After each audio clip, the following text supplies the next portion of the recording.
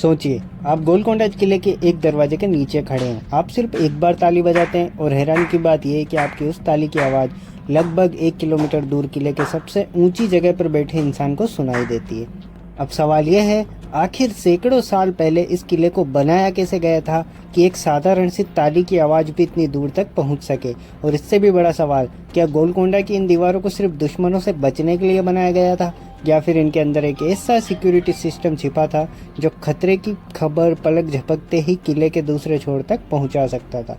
आज हम इसी रहस्य के अंदर जाएंगे, क्योंकि गोलकोंडा की ये दीवारें सिर्फ पत्थरों से नहीं बनी। हैदराबाद से करीब 9 किलोमीटर दूर एक विशाल ग्रेनिटी हिल पर खड़ा है गोलकोंडा किला। आज यह आपको ऊंची ऊंची दीवारें, पुराने दरवाजे, महल, मस्जिदें और खंडर दिखाई देते हैं, लेकिन कभी यही गोलकोंडा एक शक्तिशाली किले के साथ साथ एक पूरी 4 फ्लैट सिटी हुआ करता था। इस जगह का इतिहास 12वीं सदी तक जाता है। शुरुआत में यहाँ एक मुड फोर्ट था, जिसे बाद में अलग अलग शासकों ने मजबूत किया, और आगे चलकर कुतुब शाही रूलर ने गोलकोंडा को एक विशाल फोर्ट्रेस और उनकी प्रमुख राजधानी बना लिया। लेकिन गोलकोंडा को देखकर सबसे पहला सवाल ये नहीं होना चाहिए कि इसकी दीवारें कितनी ऊंची थी। सवाल होना चाहिए, आखिर इसे बनाया कैसे गया था, क्योंकि इस किले में ऐसी इंजीनियरिंग दिखाई देती है जिसमें पानी से लेकर आवाज़ तक सब कुछ आर्किटेक्चर का हिस्सा बन जाता है।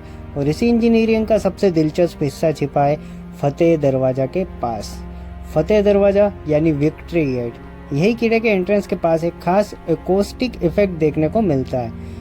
आज भी इसे पार्टिकली एक्सपीरियंस किया जा सकता है। दरवाजे के डोम के पास एक खास जगह पर ताली बजाने पर उसकी आवाज़ का इको किले के पहाड़ी पर मौजूद पवेलियन तक सुनाई दे जाता है, दूरी 1 किलोमीटर से भी ज़्यादा। तेलंगाना टूरिज्म खुद इस अकोस्टिक इफेक्ट को डॉक्यूमेंट करता है। अब जरा उस दौर के बारे में सोचिए, जब ना मोबाइल फ़ोन था, ना रेडियो था, ना कोई वायरलेस कम्युनिकेशन। एक किले के एक हिस्से में खड़े होकर दूसरे हिस्से में खबर पहुंचाना आसान काम नहीं था। और ऐसे में अगर एक खास जगह पर पैदा की गई आवाज़ इतनी दूर तक सुनाई दे, तो ये सिर्फ एक दिलचस्प आर्किटेक्चरल ट्रिक नहीं रह जाती। ये बन सकती है एक सिग्नल, एक वार्निंग, एक ऐसी आवाज़ जो किले के अंदर बैठे व्यक्ति को बता सके कि बाहर कुछ हुआ है।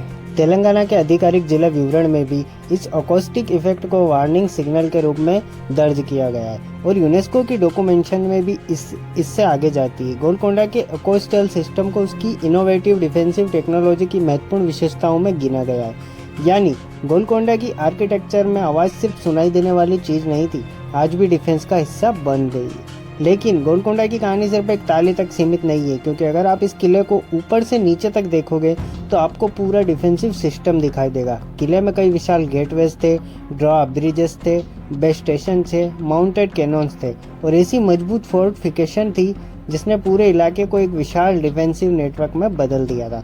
मतलब अगर कोई दुश्मन गोलकोंडा की तरफ बढ़ता तो उसके सामने सिर्फ एक दीवार नहीं आती, एक के बाद एक डिफेंसिव लेयर आती जाती थी। और जैसे जैसे वह ऊपर की तरफ बढ़ता, किले की ऊंचाई खुद उसके खिलाफ काम करने लगती। ऊपर से निगरानी आसान थी, नीचे से हमला करना मुश्किल, और हर दरवाज़ा, हर रास्ता, हर मोड़ किले की डिफेंस का हिस्सा था। लेकिन एक किले को सिर्फ दुश्मन से नहीं लड़ना होता, उसे लंबे समय तक जिंदा भी रहना होता है। और यही गोलकोंडा की दूसरी इंजीनियरिंग सामने आती है, पानी।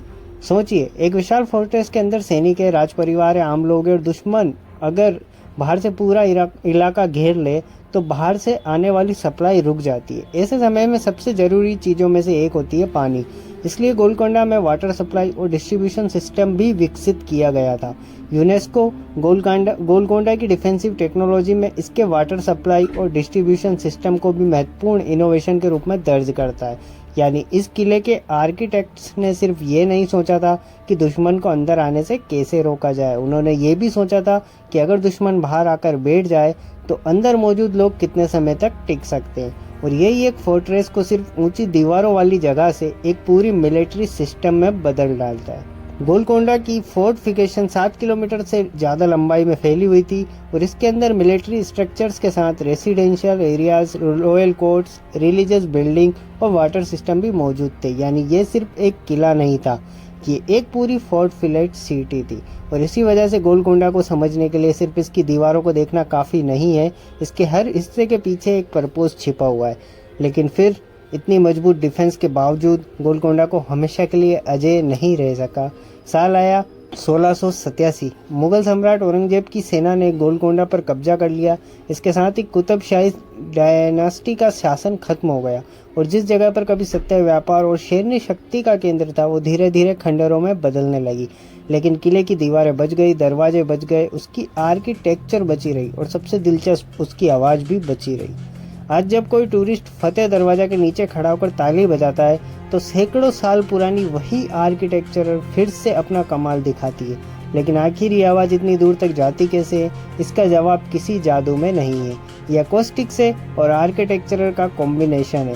किले की कठोर स्टोन सरफेसेस सराउंड को रिफ्लेक्ट करती है, डोम और आसपास की संरचना साउंड के रिफ्लेक्शन को प्रभावित करती है और सही जगह पर पैदा हुई आवाज़ इन सरफेस से रिफ्लेक्ट होकर दूर तक सुनाई दे सकती है। यही वजह है कि फतेह दरवाज़ा का एकोस्टिक इफेक्ट आज भी लोगों को हैरान करता है।